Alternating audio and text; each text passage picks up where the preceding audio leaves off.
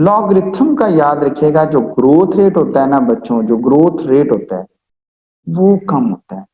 Growth rate क्या होता है, याद रखिए ऑर्डर ऑफ ग्रोथ का है। The run time of any algorithm, the run time complexity of any algorithm increases when the size of input is increases.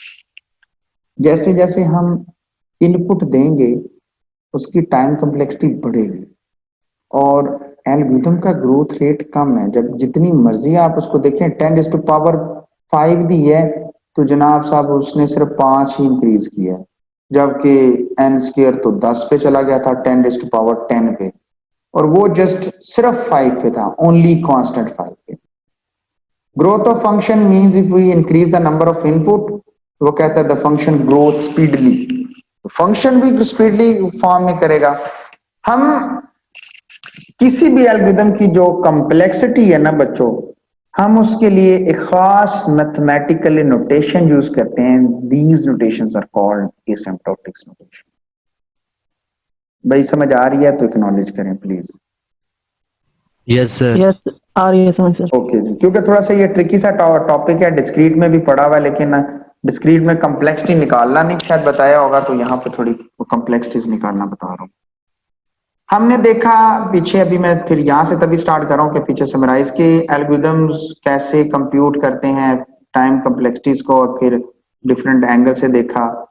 और फिर हमने देखा कि अगर ये टाइम कम्प्लेक्सिटी किसी एल्गोरिथम की आ जाती है, जैसे 7s+100 है, तो हम उसको किस तरह देखते हैं और कौन सा फैक्टर इसमें से ज्यादा ग्रोथ रेट वाला है। तो इसमें 7n था, और इस तरह इसके अंदर इन तमाम से इसका ग्रोथ रेट एन स्केयर का कम था, और इसका ग्रोथ रेट 0 था, और इसका ग्रोथ रेट कम था। इसका 0 क्यों, क्योंकि 1000 है, 1000 ही रहेगा तो 0 ग्रोथ रेट है, और इसका तो बहुत ज्यादा था, फिर वो परसेंटेज भी उसने निकाली हुई है पूरी वैल्यू में से, और इसकी भी परसेंटेज निकाली हुई है पूरी वैल्यू में से, और इसकी भी परसेंटेज निकाली हुई है पूरी वैल्यू में से, जो कि इतनी छोटी है कि उसने उसे 0 लिखना ज्यादा मुनासिब समझा है। ठीक है जी, और इसी तरह आगे भी होगा। तो लॉगरिथम की जो देखे ना, लॉगरिथम की कम है, और एन लॉगरिथम की जो उससे थोड़ी ज्यादा है, फिर एन स्केयर की उससे ज्यादा, फिर एन3 की उससे ज्यादा, फिर एफ जो एक्सपोनेंट है ना, वो तो उसकी तो बात ही छोड़ दें। देखें ना कि अगर 1n⁻128 इंस्ट्रक्शंस दे दी जाती हैं, अगर किसी एल्गोरिथम की एफिशिएंसी ये निकली जाती तो उसे 6 बिलियन ईयर लगते, जो कि तकरीबन आपके 6 million time more than age of universe है। मतलब इतना टाइम दुनिया, इतनी बार दुनिया बन जाए दोबारा, इतना टाइम लग जाएगा उस एल्गोरिथम की। तो ऐसे एल्गोरिथम रेयर में मौजूद ही नहीं है। तो हम बात कर रहे थे कि किसी भी एल्गोरिथम की जो बच्चों कॉम्प्लेक्सिटी है वो 3 किस्म में पाई जाती है। मैं इसलिए आगे पीछे कर रहा हूं ताकि आपको फ्लो बना सकूं लेक्चर का। या तो वर्स्ट केस होगी, या बेस्ट होगी, या एवरेज होगी। अब सबसे पहले बेस्ट केस क्या है? बेस्ट केस ये है कि कोई एल्गोरिथम बड़ा कम टाइम लगाए किसी प्रॉब्लम को हल करने के लिए। जैसे फॉर एग्जांपल सर्चिंग के पॉइंट ऑफ व्यू से देखें ना, नीचे एग्जांपल भी दी हुई है। सर्चिंग के पॉइंट ऑफ व्यू से वो आइटम शुरू में ही पड़ा हुआ था, पहला ही एलिमेंट था, और वो ठग से मिल गया। एवरेज केस क्या है? उसे पता ही कोई नहीं है कि वो आगे या पीछे या कहां पड़ा हुआ, अल्लाह जाने। वो रैंडम तरीके के साथ लूपें लग रही हैं और चल रही हैं, और वो लगा हुआ है, उसको पता नहीं। Average case. और तीसरा द वर्स्ट केस, वो आखिरी वैल्यू थी। The worst case when item at end, वो आखिरी वैल्यू थी, सारे का सारा ही एल्गोरिथम चला दिया, और आखिरी लूप में जाके पता चला, सॉरी आखिरी इटरेशन में, लूप नहीं, आखिरी इटरेशन में पता चला एल्गोरिथम ने फुल जोर लगा लिया। तो ज्यादातर जो प्रॉब्लम क्रिएट करने वाले जो होते हैं वो एवरेज और एवरेज और वर्स्ट होते हैं, और नॉर्मली इनको दोनों को सिंगल ही यूनिट में कंसिडर किया जाता है। बट हम हमेशा वर्स्ट केस को हमेशा नजर में रखते हैं, और उसी के टाइम कम्प्लेक्सिटी को फाइंड आउट करने की कोशिश करते हैं। बात करते हैं एसिम्प्टोटिक्स नोटेशंस के ऊपर कि हम जब कम्प्लेक्सिटी निकालते हैं, या तो वो बेस्ट में निकलती है, या वर्स्ट में निकलती है, या एवरेज में निकलती है। नॉर्मल हम बेस्ट और वर्स्ट केस की तरफ मूव करते हैं जितने भी एनालिस्ट हैं। तो कहता है, तो फिर एक टाइम कम्प्लेक्सिटी निकल आई तो आप उसको कैसे रिप्रेजेंट करते हैं? कहते हैं by using asymptotic notation. the notation we use to describe the asymptotic runtime of an algorithm, the runtime complexity of any algorithm are defined in the term of function whose domains are the set of natural numbers, the 0 to plus infinity.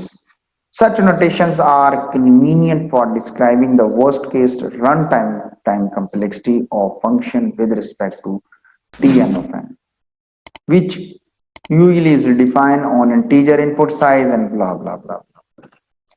We will use asymptotic notation primarily to describe the runtime. वही बार बार repeat हो रही है. There are basically the three common type of complexities notations. The first one is the big O notation. The second one is big omega, and the third one is theta. फिर इसमें small big O और small big theta और small omega. ठीक है जी, small omega. हमारे course में big ओ है, तो मैं चाहूंगा कि मैं बिग ओ को थोड़ा डिस्क्राइब करूं. डेफिनेशन को पढ़ते हैं. बुक की डेफिनेशन है. The definition function f of n is big O of g of n है. इसे यूं पढ़ा जाता है. Function f of n is f of n the function that you want to find the complexity. Basically कि algorithm कितना time लेगा, हम मालूम करना चाहते हैं कितना टाइम लेगा algorithm in number of inputs पर. वो आगे मैंने लिखा भी हुआ है, वो मैं चलाऊंगा तो नजर भी आ जाएगा. Is big of g of n. Big of g of n is the basically is upper bound. Maximum कितना टाइम ले लेगा, वो मैक्सिमम है. हम एफ ऑफ एन है, हम कैलकुलेट करवाना चाहते हैं. If there exist constant c constant क्यों? द सी कांस्टेंट वही है आपके जो कोफिशिएंट और वो कांस्टेंट थे. And n not. What is mean by n not? बात करते हैं आगे. N not is the first value. पहली वैल्यू वो कौन सी होगी जिसके बाद हमेशा जी ऑफ एन हमेशा ऊपर रहेगा. फॉर ऑल, गौर से देखें, n is greater than f of n. ये फार्मूला लिखा हुआ है. एफ ऑफ एन आपका वो रिक्वायर्ड फंक्शन है जिसकी आप कंप्यूट करवाना चाहते हैं. Is less than equal to constant g of n के साथ. मैं इसको एग्जीक्यूट करता हूं ताकि नीचे वाली लाइन आपको क्लियर नजर आ सके. Okay, this one. F of n is the formula that tells us exactly how many operation the function या algorithm in question जो आप दे रहे हैं, जो आपने डिमांड की है, will perform when the problem size is n. आपने कोई प्रॉब्लम दी, आपने कहा ये उसकी इनपुट है, बताओ कितनी प्रॉब्लम में ये हल करेगा. और g of n is like an upper bound for f of n within a constant factor. The number of operation required by your function is no worse than g of n. Picture लेके आते हैं ताकि picture से समझा सकूं. बच्चों ये आपके पास this is the n and this is the t. This is the t for time. This is the time and this is the n. This is your input and this is your time. So this is your function.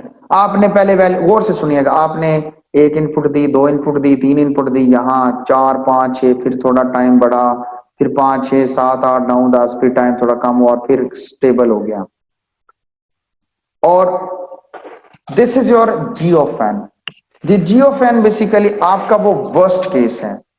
N not वो point था जिसके बाद आपका जो function है ना, जो आप जो कैलकुलेट करवाना चाहते हैं फंक्शन, उसकी टाइम कॉम्प्लेक्सिटी हमेशा इस वर्स्ट केस से नीचे रहेगी हमेशा, क्योंकि उसने लिखा था less than and equal to. वो बिल्कुल इसके बराबर आ सकता है, इसी ऊपर नहीं जा सकता, और वो इस रेंज के दरमियान में पाया जाएगा. This is called the big of n notation. मैं नेक्स्ट क्लास में ना इनके प्रैक्टिकल्स भी कोई एक आध न्यूमेरिकल लेके आऊंगा ताकि ये जो चीज मैं बता रहा हूँ ना, ये आपको फिजिकली भी ना आपको फील हो, ताकि जो चीज मैं बता रहा हूँ वो आपको फिजिकली आपको पता चले. Why it is this useful? पढ़ लीजिएगा, टाइम बहुत शॉर्ट है. अगर यहाँ गलती कोई लगी तो मुझसे पूछ लीजिएगा. मैं दूसरी नोटेशन पे जाना चाहता हूँ. This is the big omega. The big omega totally उसके ऑपोजिट है। पहले में था कि वो कितना मैक्सिमम टाइम लेगा, वो कहता है कि कितना मिनिमम ले आएगा, उल्टा हो गया। अब जी ऑफ एन नीचे है, एफ ऑफ एन ऊपर है, और वो कौन सा वो पहली इनिशियल वैल्यू होगी, वो कौन सी इनपुट होगी कि इसके बाद हमेशा f of n g of n से बड़ा रहेगा या बराबर होगा।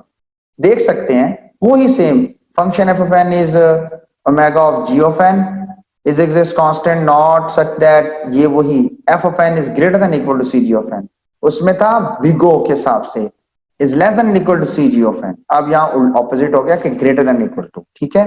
where is big omega g of n is read is a big omega of g, generally when we see the statement this and is equal to this, तो यूं mention किया जाता है। the last one is the theta, the theta is used for the best के लिए, या कम या ज्यादा या बेस्ट के लिए। बेस्ट से गौर से देखिएगा, अब क्या करता है कि वो कहता है कि थीटा है तो अपर एंड लोअर दोनों आएगी, ओमेगा और बिग ओ दोनों आ रही है। So you can see that this is your function, this is your required function, and this is g of n, this is g of n. अब सी जी ऑफ एन तो नहीं लिख सकता क्योंकि दो जी ऑफ एन है, तो एक को कांस्टेंट फैक्टर C1 और एक को C2 लिखा है, और इसने लिखा है कि n नॉट के बाद याद रखें n is always greater than equal to n not, 0 is less than equal to C1 G of n, देखें is less than equal to, देखें f of n इस G of n से बड़ा तो बराबर है लेकिन इससे छोटा है, तो देखें ओमेगा में इससे बड़ा आ गया और बिग ओ से छोटा और बराबर आ गया, तो वो हमेशा इसके इन बिटवीन रहेगा, इससे बाहर नहीं जाएगा। So this is our asymptotic notation.